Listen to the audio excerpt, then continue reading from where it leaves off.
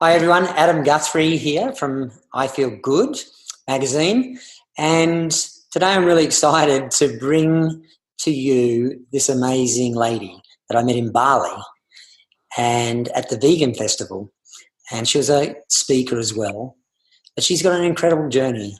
Her name is Rebecca Cappelli, and she's a filmmaker, and she's just made this documentary that's being released soon.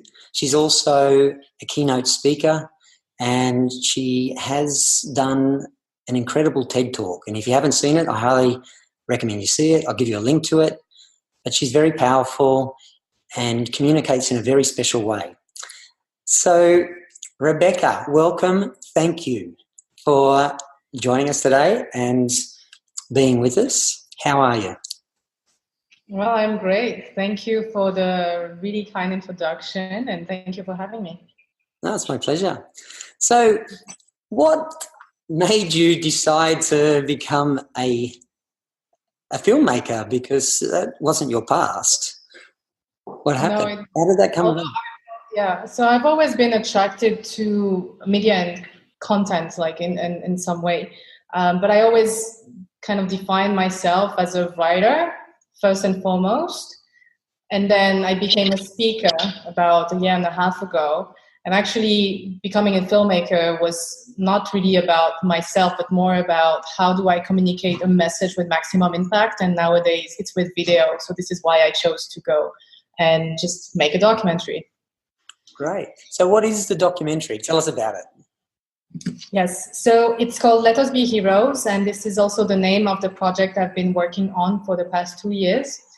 So it's based on my talk tracks. So maybe I'll start with I would say the beginning of this journey. So about 3 years ago, I had a shift of consciousness that made me really aware of what I was eating and the impact it had on my health, on the planet, and on our values, on the animals as well. But this shift really came suddenly and from the heart for me. So I educated myself afterwards, and every information I came across was so important, is so important, that I decided to train myself to become a speaker and share this information for free with people. So when I started doing that, I remember a year and a half ago, I gave my first talks to students in a university in Singapore, and I was really, really nervous. And the first few talks, I felt really nervous, not just about public speaking, but also because I was there to deliver a message that no one wants to hear. Because essentially, we don't want to hear bad news about our bad habits when it comes to food, especially, right? But what came up very quickly is that I received a consistently good, if not excellent, feedback across all audiences. So I've spoken at companies like LinkedIn, Airbnb, Booking.com, to private banks, to students, all kinds of individuals. And no matter where they come from and where they are, in their journey, most people would be willing to take a step and change their eating habits after listening to my talks. So that really gave me the confidence to make a documentary based on my talk tracks, but not just with me talking, with also other people who I know and who are quite inspiring individuals. That's interesting. So your documentary, what does it help people realize? So when I started to really educate myself on, what is actual healthy eating, I learned that most of our chronic disease, so when we look at diabetes, cancer, heart disease, and all kinds of chronic conditions, including high blood pressure, most can be prevented with a whole food plant-based diet. And some of them, in the case of heart disease and cardiovascular disease, can even be reversed. And I mean, you are a live story and a live living proof of that. So yes. I just thought that it was really it's really unfair that people do not have access to this information and don't know that they have a choice. My background is I didn't really have a lot of big health issues in my life. In retrospective, I could see how I was not operating at my optimum health, but I didn't have big issues. However, I did lose my father from brain cancer. I lost my grandmother from diabetes. I lost my mentor from blood cancer. And, these days it's just almost every other week I hear about someone being diagnosed with, such a condition. So when I learned that actually not only we can prevent that, we can reverse, but we can live better, we can feel happier, I thought this is an important message to share. And very quickly I made the link between what the foods that are the best for our health are also the best for our planet. So when we look at the environmental impact, not just in terms of greenhouse gas emission, but in terms of water footprint, pollution, deforestation, raising animals for food is also destroying the planet. So we are looking at eating a way that is making us sick, that is also destroying the planet. This is what I talk about. And after I share this, I also share what we do to animals, because there's a lot of people who are animal lovers. Who love cats and dogs. I love cats and dogs and animals of my life, yet who eat other animals. And even if you don't love animals, you don't have to be an animal lover to understand that we are creating this suffering. So essentially, what I realized is that we humans are not made for eating this way, because if it was a natural diet, it wouldn't make us sick. It wouldn't, the more plant-based we eat, the more we heal. So it just goes to show that we're not true omnivores, although we are behaving like omnivores. No animal in the wild, it's given the right condition, is destroying its habitat with its eating habits. And of course, no animals also in the wild is feeling bad or upset or disgusted when, they attack a prey and they eat it raw on the spot. So everything goes to show that it's not in our nature, it's not in our instinct, and it's not also in our anatomy to eat this way. So essentially, I'm just sharing this message to show people that maybe we are meant to live in a way that is very different, and maybe share some perspective on how good life can be when we actually align with our true nature. Yeah, it can be really good. Because I know myself, it's like my life now compared to what it was 9 years ago when I had the heart attack. I was 110 kilos, super overweight, really sick, and had a heart attack. And I switched it to a whole food plant-based diet, a whole food vegan diet. And, it was in 6 months I'm off all medication. It's 9 years later. I haven't had to take them. And I feel amazing. I lost 30 kilos. And I gained all this energy and went and did this Ironman triathlon. And I've never had so much energy. I've never felt so good. And in actual fact, it reversed the aging process. Like I looked so much older when I was 39 and I'm 48 now. And everyone says, Adam, when they see the picture, they go, like you look 58 when you're 39. Yeah, amazing. You saw that. That's amazing. You've seen the picture. Yeah, I saw the pictures. And so in my case, I didn't have really big, bad health issues, but, I would have once in a while, once a month, especially if I was stressed, I would get low blood pressure, and I would have days where I couldn't get out of bed, or, I don't know, when you feel really good, you can really see just how bad you were feeling before. And so when I started to feel really good, I realized, oh, that's how I'm meant to feel all the time. I'm not meant to feel whatever sluggish or, food coma and tired or have all kinds of little issues when it comes to skin or, I don't know, anything, right? That's right. And that's what the plant-based diet does. But I'd like to know, when was the moment that you made the conscious shift? Was it something that happened in your life that you actually saw, oh my God, there's there's another way to eat and live that doesn't create any pain or suffering. Was there a moment in your life, can you remember that time where it just went, bang, I'm never going to eat meat again? Yes, definitely. It was, I think there were a few moments leading up to that. Yeah. One of them being when I got pregnant with my daughter. I went to, you go to see the doctors as a routine. And the first questions they ask you is, oh, do you have any genetic disorder or disease in your family? And I always thought that I had really strong genes. But then in that moment, I said, well, we are we're in good health in my family, but my dad did die of brain cancer. And my grandmother of diabetes. And I know it's not hereditary in my family. So I started to look into, okay, I'm about to bring a life into this world. I want to be more conscious. And how can I be healthy and around for my daughter as long as possible? And how can I protect her, from this world that we live in that can be a bit crazy at times. So I started to educate myself, and I remember watching Forks Over Knives with my husband, but that really didn't, there's a difference between knowing and being conscious. So I wasn't conscious yet. So I knew that it was healthier and healthy, but I didn't make the switch. And I was someone who was eating actually a lot of meats. I was eating a lot of eggs and bacon, lots of cold cuts. I used to really hate vegetables. It's completely different than how I live now.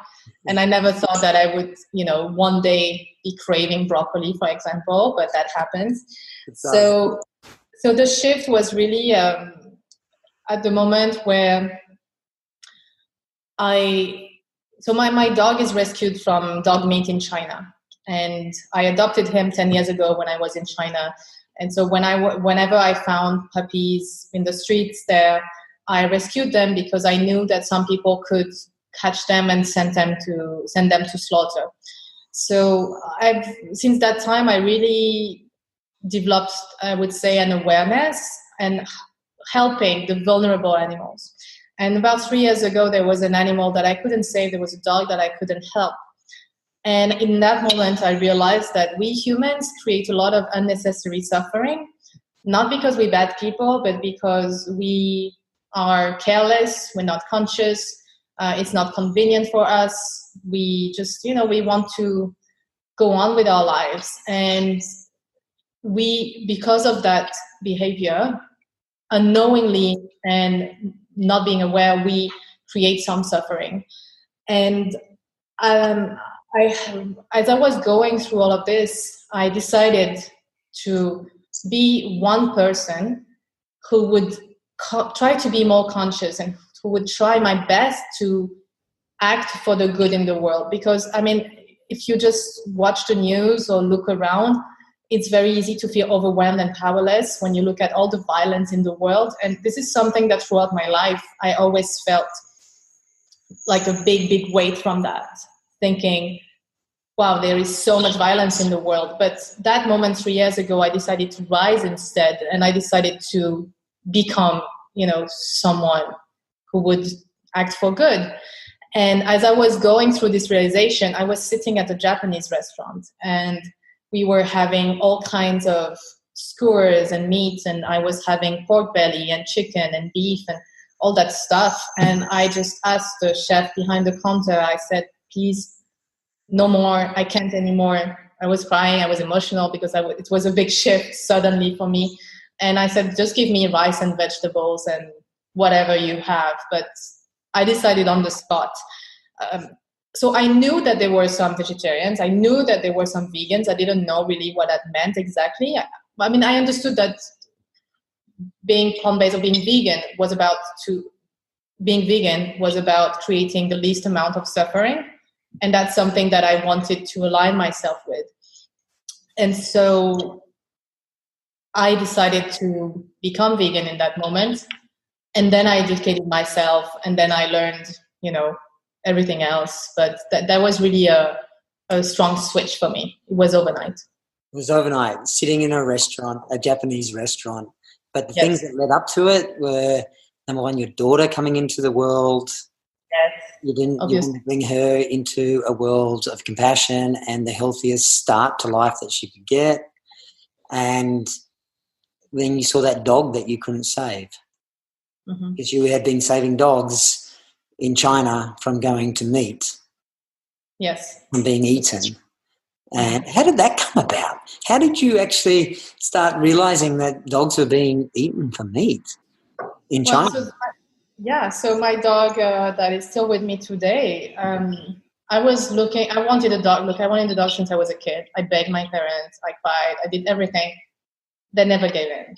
So when I was in China, 10 years ago, I was in a position to think, okay, I have time, I'm financially stable, and now I really, really want a dog. So I went on to at that time I wanted to get a puppy, and quickly I learned about adoption versus, buying a dog. So I thought, okay, I'm going to adopt. And I saw his picture, and that was it. I was in love. That was the dog of my life. I knew it. So I adopted him. And the lady who rescued him told me the story. So he was raised on a construction site in Shanghai. So the migrant workers, so in China, you have a lot of people who come from the countryside, from rural areas to the cities to find work. And they work really hard, long, 7 days a week, 12 hours a day on construction sites. And these are very, very poor people. So some of them would raise dogs to keep the site, to guard the site, and they plan to eat them in the winter. Wow. So raise some puppies.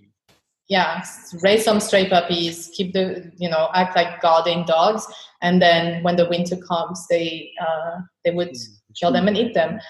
So this lady was walking by this site every day, and she found them. And one day she asked, "Oh, so what are you going to do with them, with all these dogs?" And when they said what they were going to do, she bought them all, and she placed them for adoption. So that's how I learned. And for me, I knew that it was happening in some part of China or in some part of Asia, but I never thought that it would happen in a big city like Shanghai, which is a very large, modern, vibrant city. Yeah.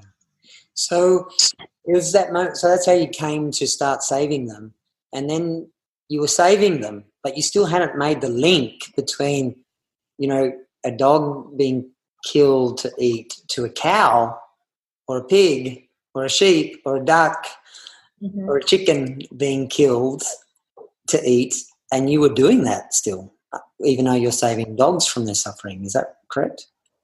Yes, right. So, look, we all grow with this cognitive dissonance where, first of all, we are not really, we eat animals without being conscious of it. So, of course, we all know that pork or cold cuts come from a pig or steak come from a cow, etc. But we are not conscious of it, and we are always in contact with the end product, but that's what it is. It is a product, and we don't make the connection between the product and the animal. And same for a handbag. We don't make the connection between a lambskin bag from a high-end brand and a cute little lamb that we can see, on social media or, on the side of the road. So there's also, I think we all have this kind of dissonance. And for me, definitely it was strong. Actually, a few months before I made the switch, I remember I was following this girl because she had a cute dog. And she posted about the dog meat festival in China, Yulin, and she posted about how it wasn't different from eating cows and pigs and dogs and chickens, etc. And on that moment, I remember feeling really passionate about it, and I felt I used to live in China. I know what's going on. And, these dogs, they go through tremendous torture and suffering before they're killed. And it's not the same.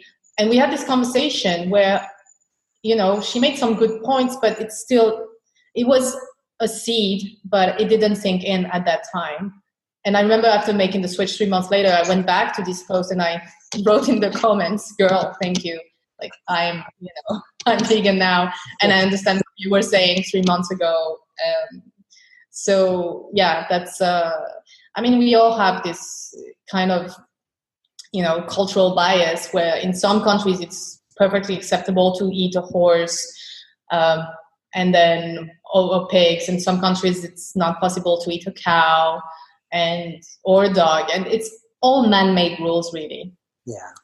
Yeah, and the reality is I'm like you. I really eat this way now, and even before, because I used to be vegetarian before I had the heart attack. Mm-hmm. And I came to vegetarianism out of compassion. I didn't want to create pain and suffering. And even though you're a vegetarian, you can still eat a lot of dairy and a lot of junk, and you can still get really fat and have a heart attack. And then when you switch to a whole food plant-based diet, a vegan diet, you start to realize that even the dairy industry, there's pain and suffering in it. And I'm glad I don't eat that anymore, because, a lot of animals suffer there. So when you decided to go vegan, as this lead up came and then you're in the restaurant, what fears and concerns did you have after you made that decision? Did any doubts that you were doing the right thing, or you wouldn't get the right nutrition, or was there anything that came in your mind that you questioned? And how did you overcome those questions if you had them? No, so I didn't have any doubt, because when we really come into full consciousness of something, we know, and it felt so right. It felt absolutely aligned with who I am. So I had no doubt, and I just decided to educate myself.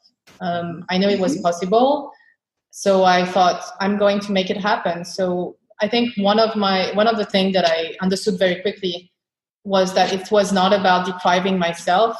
It was not about, sad salads and steamed broccoli and, depressing kind of way of eating. Yeah. I understood very quickly that if I wanted to make this sustainable for myself and, for my husband also, was that it had to be delicious. So I looked immediately for ways to enrich the way I was eating, but plant-based, and how to, still enjoy our favorite food, but in a way that was plant-based and healthier. And actually there's a lot of this information out there. I mean, there's tons of videos, tons of resources, so many people who are ready to help and share. So that was very easy actually to find this information and to, try things in the kitchen. So there's definitely a little bit of learning curve in the beginning, because you do need to relearn how to cook and have new habits. But this happens very quickly, and before you know it, you just have new habits, and then it's easy. So it wasn't difficult at all. Especially when you have the why behind it. The why Absolutely. You're doing it becomes very easy to make the shift in habit. But without that strong why, whether that's from a compassion point of view or a health point of view or even an environmental point of view, which a plant-based diet supports all of that and makes a lot of those things better rather than worse. But once you get that why, it's very easy to find the how. And exactly. Where were some of the resources that you went to educate yourself on how to, obviously you just mentioned that first of all, you looked at the foods that you already liked, and then you changed those to vegan. How did you find out how to change them to vegan? How did I find out? So, I mean, it's not that big of a deal. Actually, we tend to really worry about, this is a big change. But I always tell people that when we change, we need to focus on what we gain and on the future instead of what we give up. So I didn't focus on what I was giving up, because I knew why I was giving it up.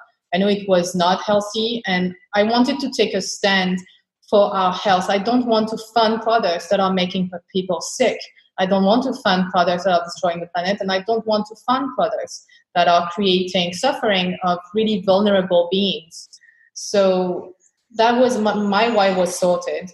Yeah. And it was really a matter of, you go out, and I was living in Hong Kong at the time, but, Hong Kong is a very international city, and I don't know, I would work out, and then I would get into a Mexican place, and I asked, can I have this burrito, but can I have, extra guacamole and beans, please no sour cream, can I, that kind of thing. So it's not difficult. You go to a Japanese place and you have sushi like everybody else, but you have a cucumber, avocado, plant-based sushi. You have a grilled eggplant. You go to the Italian, you have a pizza with, onions and olives and grilled peppers. There's just no dairy. You're still having a great pizza.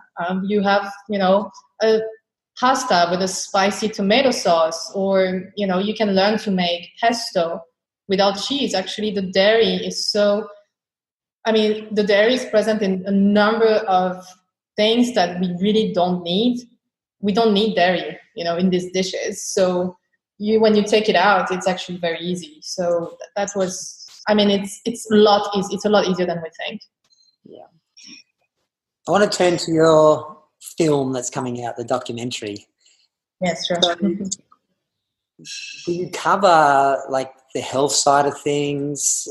Do you cover the environmental side of things? And do you cover the compassion side of things in the documentary? And if you do, yeah. Mm-hmm. And tell us a bit about that. Like, if someone was to watch that documentary, what sort of things are they going to experience and understand in each of the areas? Yeah, that's a really good question. So when I started speaking, and when I trained myself to become a speaker, what I realized is that we humans, we connect with stories and we connect with emotions. So I really wanted to convey that in the film. So this is, first of all, this is not an investigation. It's not a big budget. It's just me funding everything and doing my best. And, thankfully I have a good eye and a sense of aesthetic, and I can dedicate myself when I work. So I'm very happy how it looks. It's only a 40 minutes documentary. And this is about, there are 6 people with very different backgrounds, and they all share their story. So it's really about the stories. There's a little bit of data to back up the stories and to give, a big macro perspective on these issues. But it's essentially people, like everyday people, sharing their story from health, from actually illness to health, or from, becoming more conscious and why they became more conscious. One thing that is really important for me is to focus on the world that we want to live in. So although I am sharing some truths that are difficult to see or to accept, most of the content it's beautiful images. It's images with nature. It's very relaxing. It's just as if you were having a cup of coffee or a cup of tea with someone and having a conversation. So I do cover health, I do cover the environmental impact, and I do cover animals, but I also cover, the solution. We talk about plant-based food. We talk about all the innovation in food tech. So we're talking about, the new, the Beyond Burgers and the new meatless meat products, etc. These are not healthy products, but they are healthier than whatever baseline we're already having at the moment. So this is more to give people a comfort of, don't worry, you have product. We have products, we have availability today to help you transition if this is something that you will miss. For some people, that's not the case. For me, that wasn't really something big. But I have to say, along the way, I was really happy to see that, this is available, and it makes it easy for people. So there is a focus on food tech as well. But essentially, it's not about the people in the film. It's about sharing these information and sharing this content to inspire others to be the change, because I believe that anyone can make a powerful difference. Anyone. It doesn't matter where you are in your life today, or, even if you're going through something that is really difficult at the moment, you can turn things around and you can be healthy. You can, make a difference for the planet. You can make a difference for the animals and for other people just by the way of giving yourself the love to, to be healthy and to choose better for yourself. So it's not exclusive. You don't have to self-sacrifice anything when it comes to helping others. Like eating a whole food plant-based diet is really a powerful way to help yourself being in a good place, physically, mentally, emotionally, but also you're making a difference for the good, for the planet and for, animals. You're voting for a system that is more just when it comes to stopping to contribute to world hunger, for instance. So this is a way of eating that feeds more people, not less. And I think that's really beautiful, because I remember growing up always feeling very powerless and, again, so sad knowing that there are people starving as we speak, every minute of every day. But to know that with our food choices, we are not aggravating these problems, I think that's a really powerful thing to do. So, yeah. How is people starving and suffering? How is that linked to people eating meat? Mm-hmm. So this is a way of we're looking at, raising animals for food is consuming an enormous amount of grain, because you need to feed the animals, right? And these animals, when you look at, whether you look at, cows or pigs or even chicken, they consume a huge amount of grain. And we actually produce enough today on the planet to feed 10 billion people. Can you imagine? So we already, yes. So business as usual, meaning we don't even improve whatever we are doing. We already produce enough to feed 10 billion people. We are 7.6 billion, and we already have almost 1 billion of people, men, children, women, starving. And they are starving in countries where food is produced. We have this idea where people are starving with countries where there is nothing. That's not really true. Most people are starving in countries where food is produced, grain is produced, but it is fed to animals instead, because there is this huge demand, by healthier, wealthier countries to buy this grain to feed animals. So we don't have an overpopulation issue. We really have a food management issue. Today we are feeding, we are finding ways to feed 70 billion to 100 billion of land animals every single year just for slaughter. And yet we can't find food for 800 million of people. And I think this is crazy. Yeah, that's insane. That's really insane.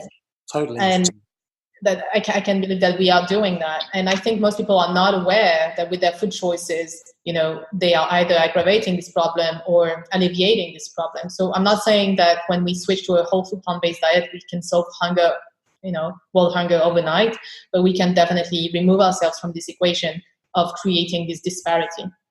When we look at the water that is consumed as well, we're looking at up to 15,000 liters of water for, a steak. But beyond the numbers, it's actually, like the way that I eat now, my diet footprint and water footprint consumes less water in a year compared than how I was eating in a month. So the way I was eating was consuming more water in a month compared than now, than an entire year how I eat now. And that's sorry? You've reduced your water consumption by 12 times. Basically. Yeah. So we're looking at, just by changing the diet. Just by changing the diet. When we look at, there are so many wildlife species going extinct in our lifetime, yet the leading cause of their extinction is the loss of their habitat. The leading cause of their loss of habitat is animal agriculture. So you see even, cattle, even in places in Africa, going out and, just munching and munching in the wild. It's not just in Africa, but if I take the example of the US, in the US, wild horses are routinely slaughtered because cattle ranchers need more and more and more space, for the livestock to graze, but also for the crops. So this is a way of living that is really destroying all other forms of lives, and it's destroying our life as well in the process. Yeah, right. Because, to grow this grain to feed cattle, and the reason I'm understanding that the reason that they're growing the grain to feed these cattle is because of human demand to eat more meat in the developed world. And I have to say meat and dairy because it goes hand in hand. We often talk about, the greenhouse gas of meat or eat less meat. It's meat and dairy. Let's just be clear. It's also cows that are, fed for dairy and that are slaughtered as well, whether it's for veal or for, cheap meat once the dairy cows are spent. So, yeah, it's really our addiction to these products that are running us down. So if we reduce our meat consumption, to zero, there's no more demand. So that grain that's being grown now could actually feed the world. Yes, absolutely. Well, so that's the idea. Obviously, the world is not going to change overnight. Yeah. And there are a lot of countries that are, adopting more and more this Western lifestyle and this Western way of eating, and getting into this addiction to, junk food, fast food, and also high meat, high fat, high dairy kind of diet. And as a result, they're also getting sick. But this demand is also driven by these countries. So we can't really, point fingers at China for doing something that we have been doing in Europe, in the US, or in Australia for a very long time. We're all doing the same thing. Now, some people are not aware that we have a choice, and I believe that those of us who are aware, then it is our responsibility now. We kind of have a duty to act on it and to possibly make a difference. Yeah, it's a choice. It is a choice, yeah. We have a choice, which is liberating. So one thing that was quite interesting in my journey was that the more I expose myself to, you could say it's some of the darkest thing that's going on, because it's really unfair to see that we are feeding animals for slaughter before feeding people. Or, when you really watch footage of what is going on in farms or in slaughterhouse, or whether, you grasp the suffering from the people who are losing loved ones every day to this preventable disease. I think it would be very easy to feel overwhelmed and hopeless, but actually that empowered me because I felt, wow, there's actually a solution to all these problems. And that is a really good news. Although, of course, we are against, overwhelming odds, but there is a solution, and that's amazing. Yeah, it is a solution. It's called our hands that we put food into our mouth with. And we have that, exactly. 2, 3, 4, 5, 6 meal times a day. And we got a choice. We can use this hand to pick up food that actually damages our health, damages the planet, and creates pain and suffering to all living beings. Or we could pick up food with the same hand and chew, that actually heals the body, heals the planet, and creates love. And that choice is eating plants. Exactly. And the other choice is meat and dairy and animal products. So it's so liberating to know that we have that choice. And, I'm glad that you've made a documentary that is so beautiful. I've seen the trailer and it is stunningly beautiful. The scenery, you have a great eye for aesthetics and it's blissful to watch. That I can't wait to watch the whole film. When's it coming out? Yeah, so it's coming out on 11/11, so 11th of November, 10 days from now almost. Yeah, something like that. So not this Sunday, next Sunday. It's coming out on Plant-Based News YouTube channel and Facebook. So I will be sharing the updates on my website, letusbeheroes.com, or on my Instagram or Facebook, Let Us Be Heroes. So I think it's really the type of film that anyone can watch, no matter where you are on your journey, and that you can sit with your family and friends who maybe don't understand your lifestyle, don't understand your choice. Because when you make a drastic choice of taking ownership for your health, some people I would say a lot of people in your entourage and family, friends may be, very worked up. It kind of triggers people, once you start to look after yourself, then some people can feel a bit judged, or there's a strong resistance, because we all have this bias, we all have this dissonance, and we all have this cultural conditioning that this is the way things are. So when we change the way we eat, and food is very intimate, it's very personal, it's linked to stories, tradition, and memories, then we can encounter a lot of resistance. And I think this is really the type of film that can get everybody together and, share a perspective on the choice that we have. Wonderful. You're doing great work. I'm trying to do my bit. Well, I'm so pleased I met you in Bali. It was a good story. We ended up being picked up from the airport together, and we had, an instant connection and conversation while we're driving to Ubud. And we come from a very similar perspective in regards to the way we eat this, why we eat this way. Mm-hmm. And I want to thank you for, coming to that realization, and then being able to go and share that message and educate people on that there is another choice. Thank you. Well, I want to share something before we wrap up. Yeah. I want to share that,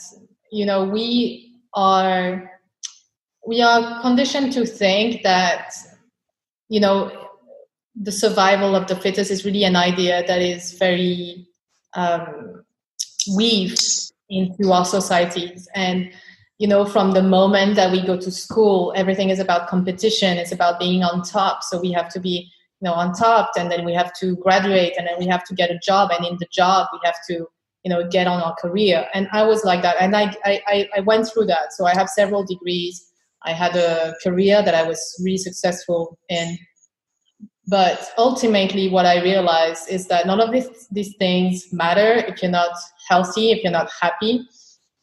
And being strong is actually taking a stand for those who can't speak for themselves. It's actually about, taking a stand for what is just. And in that, even if it is not mainstream, even if, it's not the majority today, but there's more and more people who are, coming to this kind of awakening. So I was always someone who I would say would lead the way, or would be, how to say, like, I don't know if you like this kind of, I don't really like this concept or label of alpha, but this is how I operated in my career.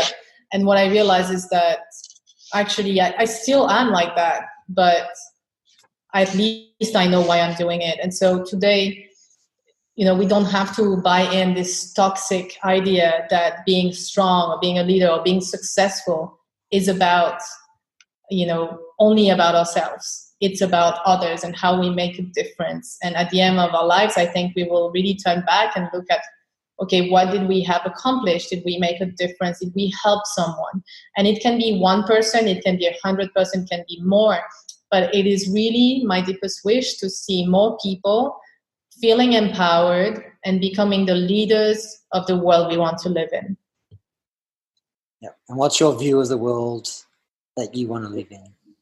What's your view? Well, I want to, there's this beautiful quote. I forgot the name. But it says, a new world is not only possible, she is on her way, and on a quiet night, I can hear her breathing. Wow. And that's beautiful. I will find the name of the person who said that. And I really feel like we already live in this world. This world is already existing, but only we need to shift our energy, our resources, and our support to that world. So I'm thinking about a world that is more green, that is more just, that have less inequality among people, that, we don't have to kill to eat, and we don't have to eat any kind of suffering, and we can be free from this suffering, not just on a physical level in terms of health, but it's also linked to our emotion and mental well-being. So I really want to see a world where we don't have to die we don't have to die if we don't have to so early, and going through painful treatments, or leaving people we love behind, or losing people we love. It's extremely painful. So I want to see a world where we have this virtuous circle of doing things better, and it has rippling effect on everything and everyone around us. So today, I think our role is really to lay the foundations for others to build on this, for future generation to enjoy a life that is possibly better than the ones that we had. Beautiful. And thank you for laying the foundations. Your movie, your film, it's going to go a long way to help build those foundations, and also give, the next generation a platform that they can start building on to make the world's, a more loving and kind and compassionate and healthy place. Mm-hmm. Thank you.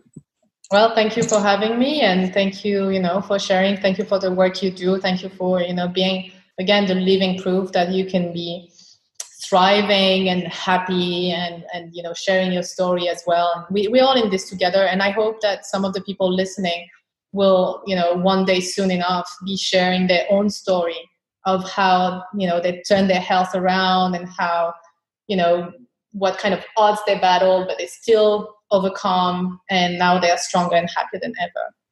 Yeah, totally. So is there any one action that you could give people guidance on, that hear this and watch this? What is there one action that they could do to actually start building that foundation and creating, that world that we'd all like to see? What's one thing that they could do?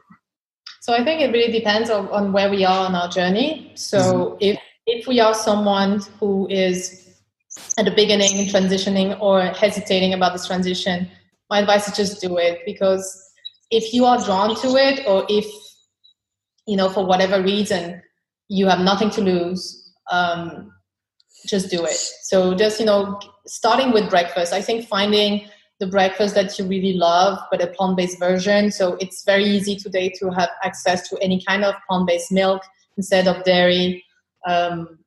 Having whatever breakfast you really, really enjoy, or having more fruits in your diet. Fruits are wonderful. They will not make you fat. They will not give you diabetes or any kind of thing. If you don't have, of course, any pre-existing condition, but fruits are wonderful. So start your healing journey, and yourself 6 months, 1 year down the line, your future self is thanking you for starting today. So the time is now. That's really the advice I have.